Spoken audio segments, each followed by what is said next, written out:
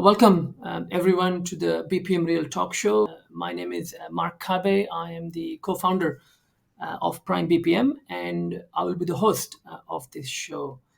I would like to welcome Kersty Christensen, who is an executive general manager of corporate services at Trident Services Australia.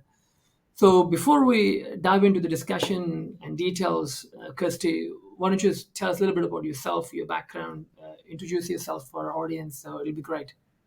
Over to you, Kirsty. All right, thanks, Mark. Well, my background, I've worked across all three sectors. So I've worked in government, private sector, and also not-for-profit, and have taken on business process mapping, re-engineering activities amongst each of those. So with varied success, I think is fair to say as well. So more recently, a lot of experience in the aviation side of things, but my focus was really around airport operations with health and safety and environment, and then moving across here, taking on some people and culture challenges, and business planning activities as well. So that's been a little bit of the journey over the last 20 odd years, which makes me sound a lot older than I'd like to feel. So it looks like you've been around various sectors as well, Kirsty, which I wasn't aware of. So it's not only just the business process management in sort of professional services type of industry or aviation, but you've been, looks like government and not-for-profit, which are quite varying degrees of sectors, right? And with quite an interesting challenge fields, I guess, as you navigate the landscape in those industries. So yeah, I think it's going to be quite exciting to talk to you about these things.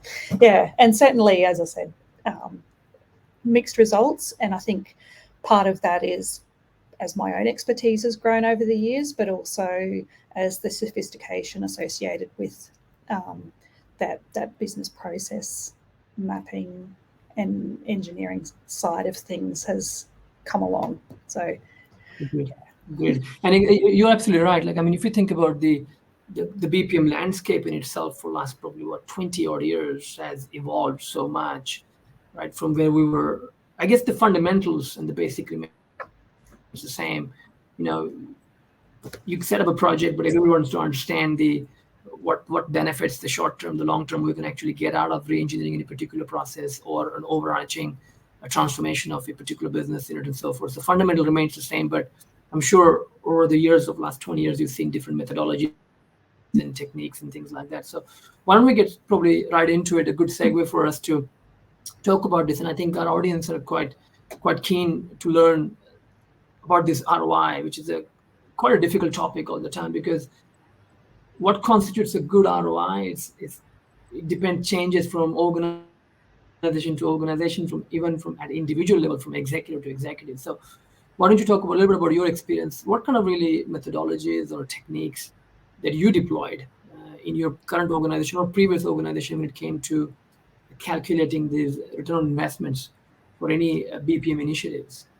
Well, I think in the field that I work in, which is health, safety, environment, HR, demonstrating an ROI for anything is challenging, because those teams, we cost the business. We don't make money for the business. Yes. So everything that you're trying to demonstrate is by way of savings. And in some cases, particularly in the health and safety side, it's how do you measure the value of something that doesn't happen? Yeah. So that's probably, and I wouldn't say that nut has been completely cracked at this point. And really, I guess I've been fortunate in that a lot of the cases that I'm putting forward, it's really about making improvements to existing processes, so you can work out this process currently costs us this much. Yeah. If we do it this way, it'll cost us this much. So, but it's definitely a challenging area, particularly when the rest of the business sees you as a cost, and debatable as to whether they actually see you adding value or not. Well, this is what I think quite interesting because talking to various sort of BPM practitioners, I see not always the cost as a first element they look at as an ROI. Like, they're looking at all those qualitative benefits. But you brought in quite an interesting point because those support services type of structures like HR and health and safety, they're seen as a cost to the business. It almost becomes imperative to showcase that if we were to improve the processes in this, we want to focus on reducing cost Mm-hmm. because we've seen as a cost to the business itself. So that makes sense. And were there any particular sort of calculations, or how did you sort of did this cost analysis against processes which are sometimes quite intangible, I guess? Yeah, well, honestly, my first kind of forays into that were very simple time and motion studies. Okay. How long does it take this team member to do this task? What's their Yeah. value, the value of their role? Um, Yeah. and so therefore how much this process is costing us this much money. Gotcha. And it's sometimes it's as simple as that actually. That Mm-hmm. gives you the cost of those activities or cost of the overall process, and literally, is it fair to say then you kind of really built this is what the current state of affair looks like, and this is what's actually costing us on a day-to-day basis, and this is what the future Yeah. state of affair could look like for us. Okay, Yeah, understand. and it also Understand. starts to, then you start to get into the more, I guess what I would call then the proper mapping, where you actually start to look at all those touch points, like how many times is something being touched by different people, Right. and what are they doing with that, and then you can actually start to engage the business on whether there's a value in that process. Understand. Makes sense. And did you sort of see when you were doing these ROI calculations or putting together these structures, how did you sort of ensure that they were in line with your corporate objectives or corporate strategies? Sort of, was there any thought put into that? Yeah, so I'll be completely honest. I think in a lot of cases when businesses are setting their strategies, they don't necessarily look at that cost reduction side of things on the support services. Yeah. Certainly, it's been something that's probably a lot more prevalent conversation-wise as I've moved into working with Trident, because a lot of their work is about tendering and then showing corporate overheads as a proportion. So it has become very much more of a valuable conversation to and much easier then to link into the strategy. And our new strategy actually does talk about making sure we've got the right people, the right roles, the right processes to support the business. So that's definitely been a good branch out that Trident have made in recent times to really focus and recognise that piece. Gotcha. So your return on investment actually is not necessarily only focused on the cost here by the sound of it, but a lot more broader about even just having that transparency on the roles and who's doing what and how they're actually doing that, and that's kind of really aligning with the a corporate strategy of being able to tender on something quite effectively, I guess. Yeah, yeah, exactly. And particularly, my role here has taken on the quality piece as well. And one of the big things about quality is being able to replicate an activity consistently. So, having being able to really clearly say this is what the process looks like, this is how it's done, and being able to replicate that each and every time is a big step around that quality management system piece. Amazing. So can we just talk to that a little bit, Kirsty, because it's interesting because those compliances, like the quality compliances, like the ISO compliances, some organizations see them as a tick box exercise, but for some organizations, it's very, very important Mm-hmm. due to the type of business they are. In your scenario, of course, as you say, you tender out a lot of work or tender for a lot of work. So I'm sure this compliance management is quite critical Yeah, for and I think business. and I think it's just ever increasing. So we're ISO certified for quality, health, safety, and environment. Yeah, And for a lot of our clients now, that's their minimum expectation. and That so brings with it a whole layer of governance to be able to maintain those accreditations, um, our integrated management system, and being able to understand what that looks like for the business has been absolutely key, and has actually been where we've been focusing the biggest part of our BPM project for the last 12 months. So, wow, amazing. So it's like it's funny because we started talking about the cost analysis as one yeah. component, and this being the qualitative aspect, which is quite critical for overarching your strategy, Mhm. your core strategy. So, setting up your BPM initiative in line with that corporate strategy, saying, okay, we want to maintain our Yeah. compliances and also regulatory requirements, because that's quite important. Otherwise, that will Mhm. discard you from being able to tender out for a lot of your opportunities that what you tender for every day. That kind of makes sense. So, like, when you were looking at calculating these different ROIs, be it qualitative or quantitative, I'm sure you encountered like sort of various challenges. Can you talk to that? Like, what sort of challenges those were, if there were any, and how did you go about sort of addressing those challenges progressively? I think probably the biggest challenge we've had in recent times here is everyone's busy, Mm. and being able to um, really clearly articulate why this project is worth it.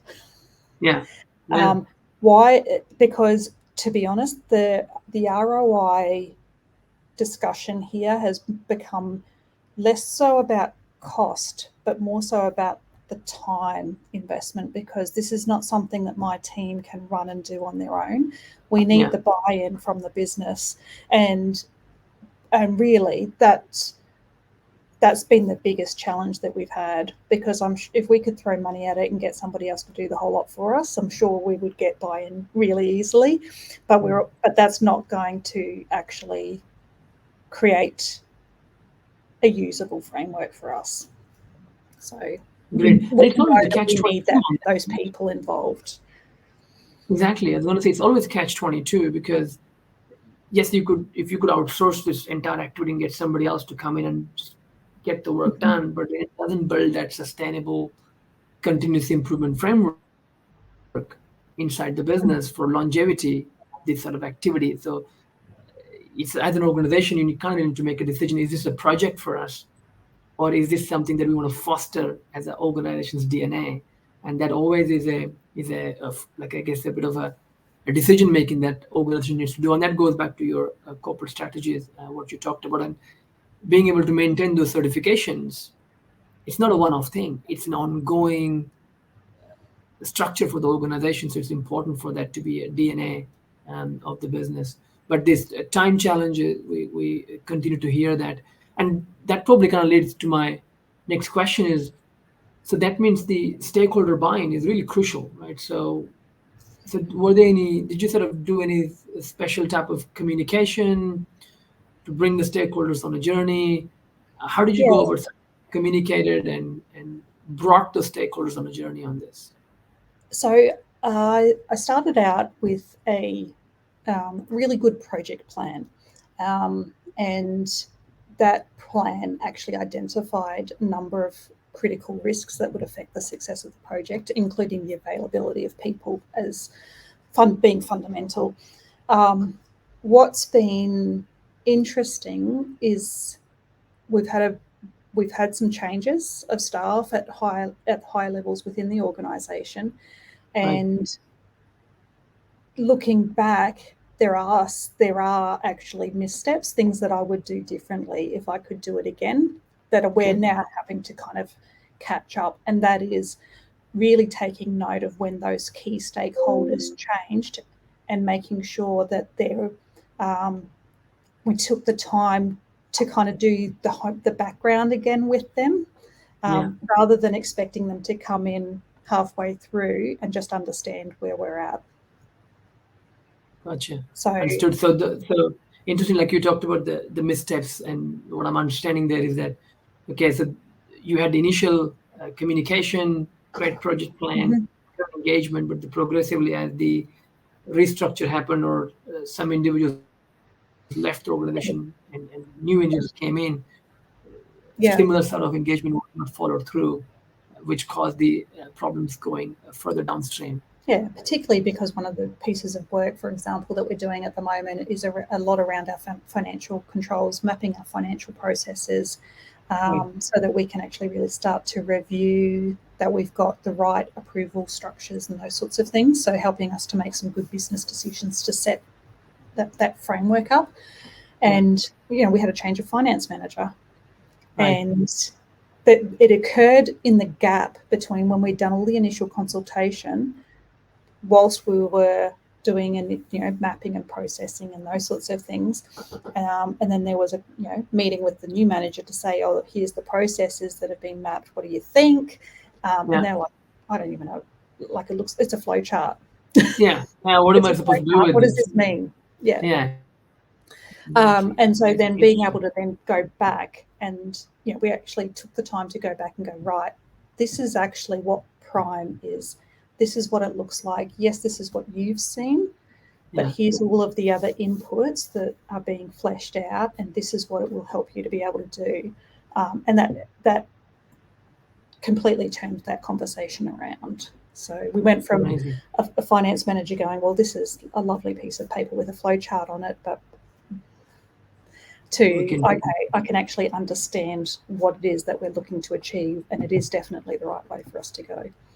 This is amazing lessons, really. I think the approach of okay, so it looks like to me continuous consultation Mm-hmm. throughout the engagement of your sort of BPM initiative is really critical. It Yeah, doesn't matter how many times we talked about this at the start. As people come in, new people come in, you're going to have to kind of really restart that piece a little bit. No, that makes sense. Understand. That's great.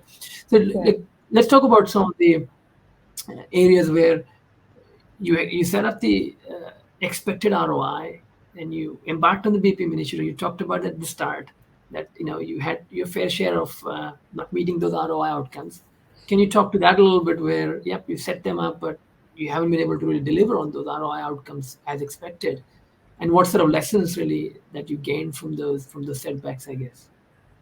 Um, I think I think a lot of that has actually not so much been an issue. It's not really been the project team has done anything wrong or anything like that. It's Yeah.